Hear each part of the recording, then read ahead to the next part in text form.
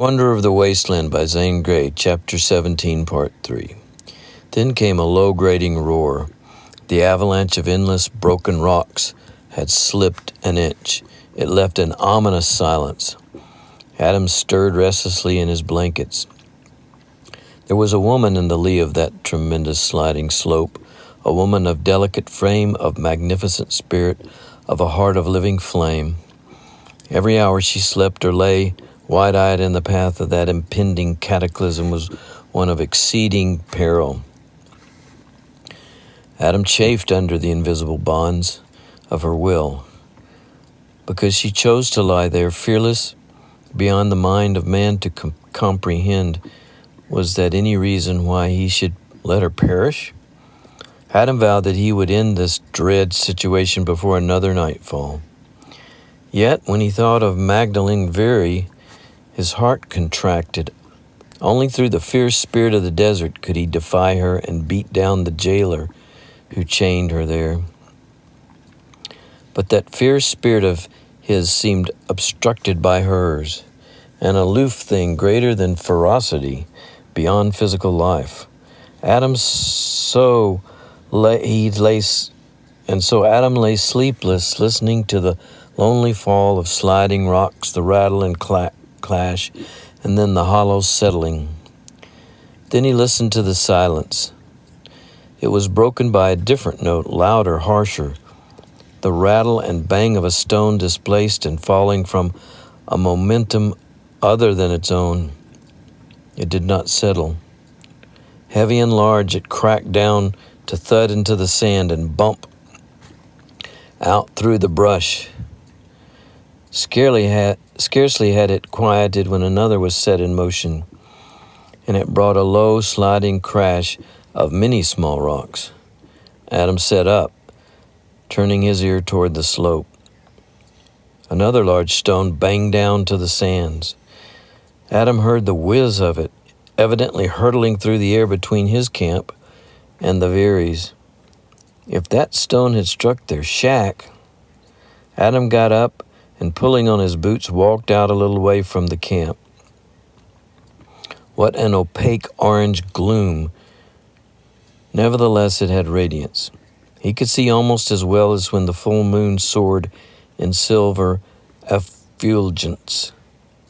More cracking and rolling of the little rocks, and then the dislodgement of a heavy one convinced Adam that a burro was climbing the slope, or a panther had come down to prowl around camp.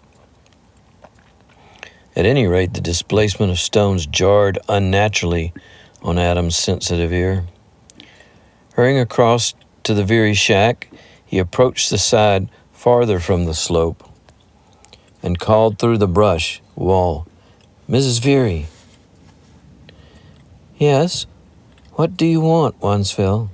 She replied instantly. She'd been wide awake. "Have you heard the sliding rocks?" "Indeed I have. All through that strange roar of wind and later."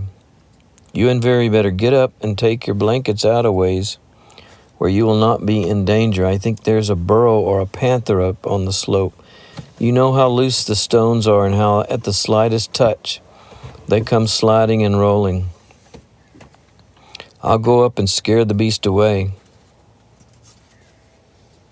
"Wansfeld, you're wrong," came the reply with that old mockery which always hurt Adam. "You should not insult a burro, not to speak of a panther." "What?" queried Adam blankly. "It's another kind of animal." But for the subtle mockery of voice, Adam would have been persuaded the woman was out of her head, or at least answering him in her sleep. "Mrs. Very, please." "Wansfeld, it's a sneaking coyote," she called piercingly, and then she actually uttered a low laugh. Adam was absolutely dumbfounded. "Coyote?" he ejaculated. "Yes, it's my husband. It's Veery. He found out the rolling rocks frightened me at night, so he climbs up there and rolls them, sees how close he can come to hitting the shack.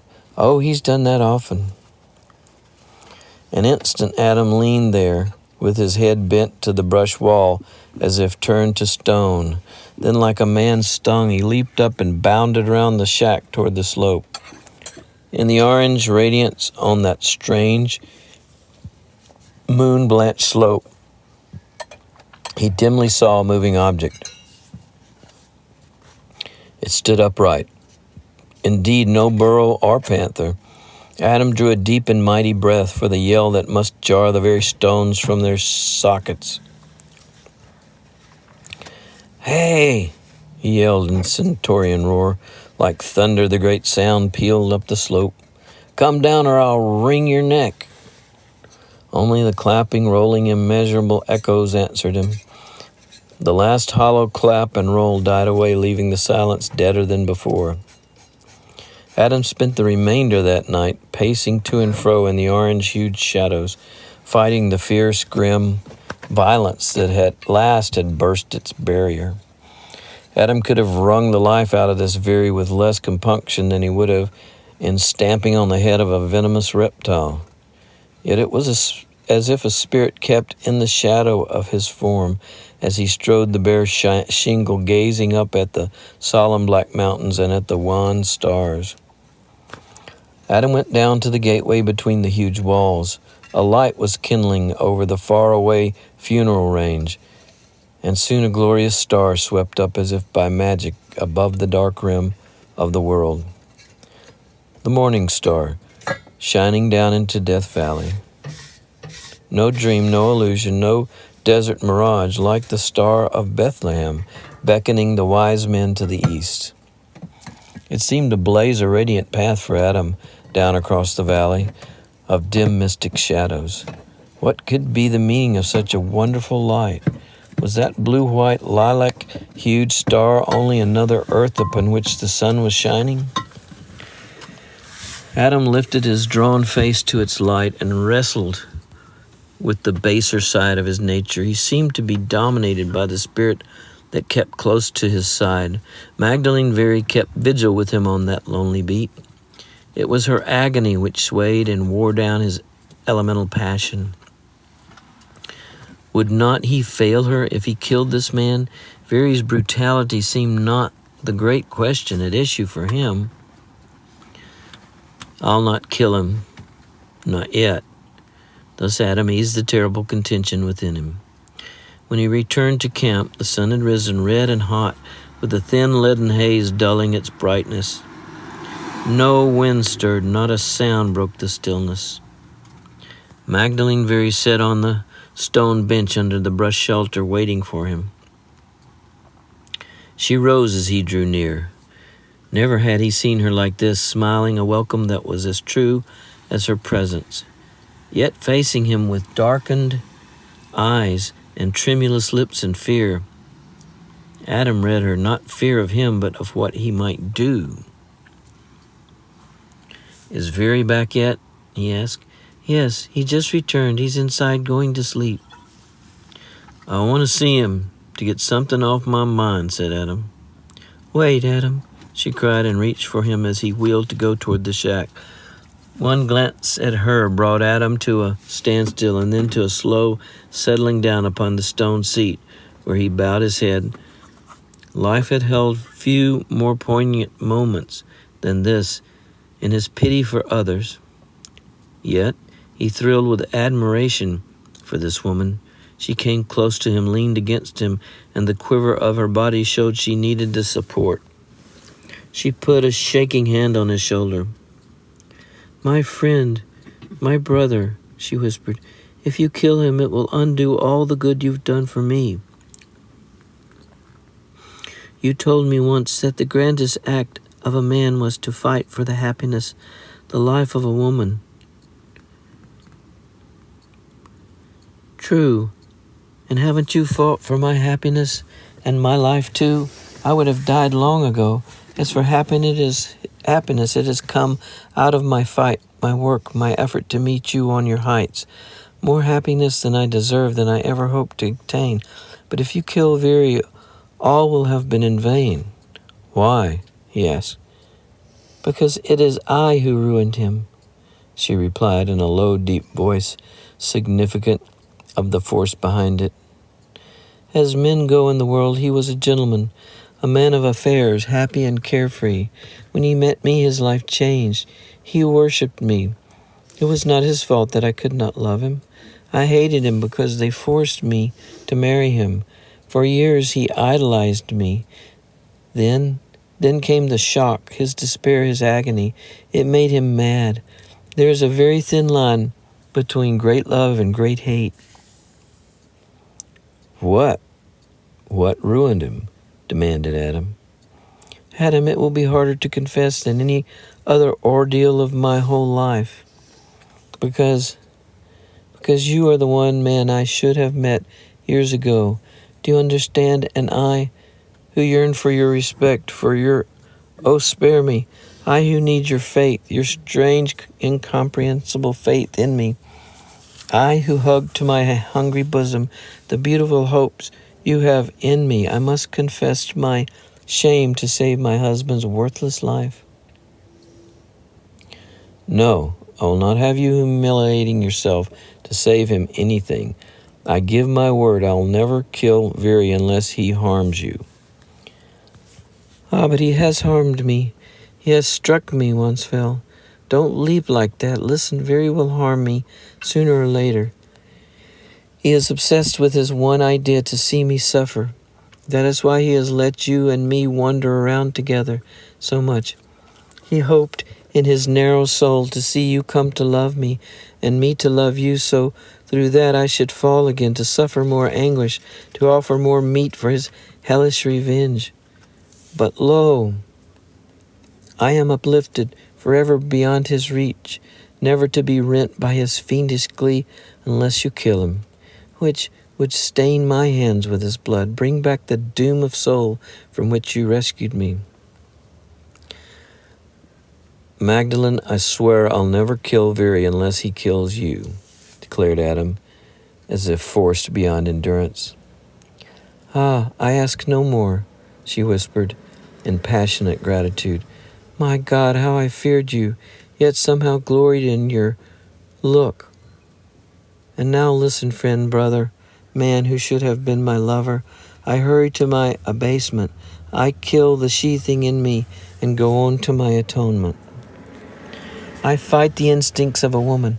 I sacrifice a possible paradise, for I am young and life is sweet. She circled his head with her arm and drew it against her heaving breast. The throbs of that tortured heart beat all through Adam's blood to the core of his body.